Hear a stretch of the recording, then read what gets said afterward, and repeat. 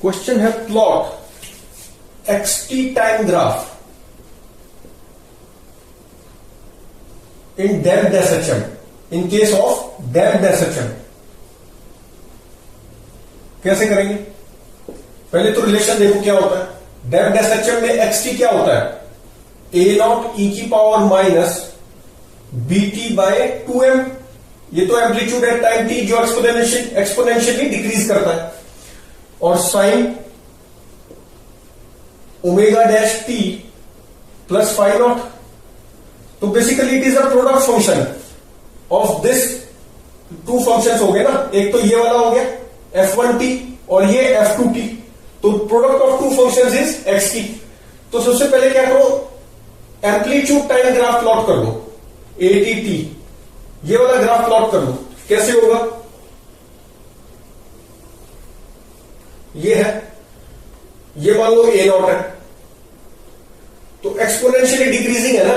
t equal to 0 करेंगे तो a0 है, और फिर t टेंड्स टू इंफिनिटी पे ये 0 है। तो ये ऐसे जाएगा, ऐसे ग्राफ जाएगा ये।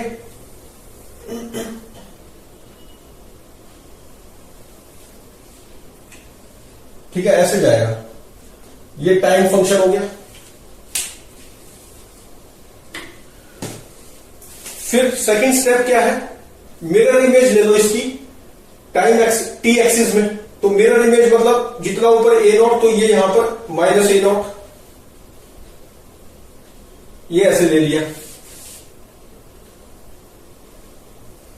फिर उसके बाद साइन फंक्शन आप इसके बीच में ही तो लाई करेगा, क्योंकि इसकी वैल्यू क्या होती है? -1 to 1।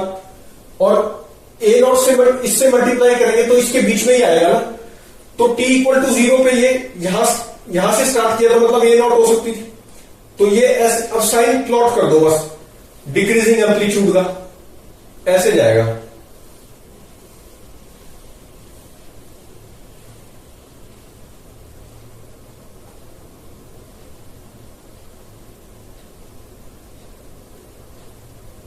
ठीक है, तो फाइनली क्या हो जाएगा? 0 हो जाएगा। तो ये प्लॉट हो गया। ये प्लॉट किसका हो गया? xt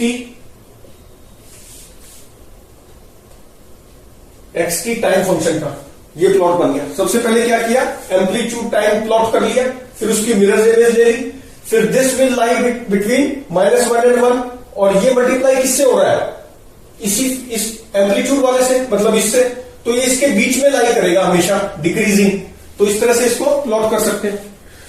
अच्छा, और करते हैं एम्पलीट्यूड। एक क्वेश्चन और करते हैं। ग्राफ का तो हमने कर लिया।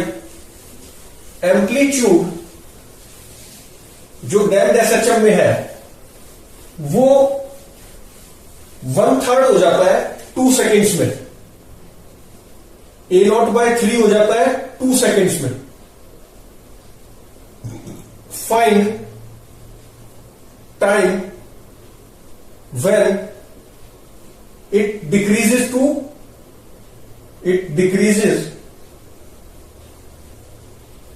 1/10। मतलब कितने टाइम बाद ये 1/10 हो जाएगा। तो हम जानते हैं क्या होती है amplitude at time t a0/3 हो गया। दैट इज इक्वल टू क्या होता है? a0 e की पावर माइनस bt बाय ये टाइम मान लो तो t1 अपॉन 2m। t1 कितना है? 2 सेकेंड। ये तो गिवन है। अच्छा, a/10 1/10 कितने में हो जाएगा? t2 में हो जाएगा मान लो। तो e की power minus b t2/2m। Taking log ln ले लेते हैं। Log to the base e को ln बोलते हैं ऑन बोथ साइड्स। इसमें भी इसमें भी क्या बनेगा? अच्छा, a0 से तो a0 कैंसिल हो गया। तो ये बन जाएगा ln3 इज इक्वल टू कितना आ गया? -bt1/2m। और यहां से कितना आ जाएगा? ये भी कैंसिल हो गया। ln10 is equal to -bt2/2m। अच्छा, माइनस भी नहीं रहेगा, माइनस भी कैंसिल हो जाएंगे। जब हम log ln लेंगे तो ln1 माइनस ln3 हुआ, और ये माइनस, यहां भी माइनस था, यहां भी माइनस था, ये कैंसिल हो गए। तो क्या आ गया? डिवाइडिंग इसको मान लो 1, इसको मान लो 2, तो dividing 2 by 1 we get b t2 by 2m upon में क्या आ गया b t1 by 2m is equal to ln 10 upon ln 3। तो b से b कैंसिल हो गया, 2m से 2m कैंसिल हो गया, t2 कितना आ गया, t2 is t1 ln 10 upon ln 3, t1 2 seconds given है तो ln 10 अपॉन ln 3, तो t2 कितना आ गया, this is equal to t2। तो 1/10 कितने टाइम में हो जाएगा, इतने टाइम में। तो इस तरह से हम इसको सोल्व कर लेते हैं। एक और बहुत अच्छा क्वेश्चन पूछा आईआईटी में, एक बार एक क्वेश्चन आया बहुत अच्छा, डेम्प्ड एसएचएम पे बेस पे, कि पार्टिकल या सिंपल पेंडुलम जो है ना of mass m, simple pendulum है मास m का और रेडियस r है उसका, सर्कुलर बॉल टाइप होता है ना, तो सिंपल पेंडुलम अंडरगोइंग एसएचएम, वो एसएचएम कर रहा था। जब कार्बन मोनोऑक्साइड थी उसके सराउंडिंग मीडियम कार्बन मोनोऑक्साइड में सिंपल पेंडुलम एसएचएम करता है तो एम्पलीट्यूड रिड्यूस हो जाता है a0/3 इन 5 सेकेंड्स। और जब वो surrounded by simple pendulum SHM जो कर रहा है वो सराउंडेड बाय कार्बन मोनोऑक्साइड, तब तो एम्पलीट्यूड a0/3 हो जाता है 5 सेकेंड में।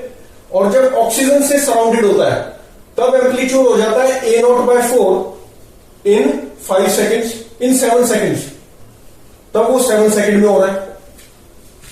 ऑक्सीजन से सराउंड है तो a0/4 मतलब 1/4 उसका एम्पलीट्यूड 1/4 कब हो रहा है, 7 सेकेंड्स में। Find ratio of coefficient of, find ratio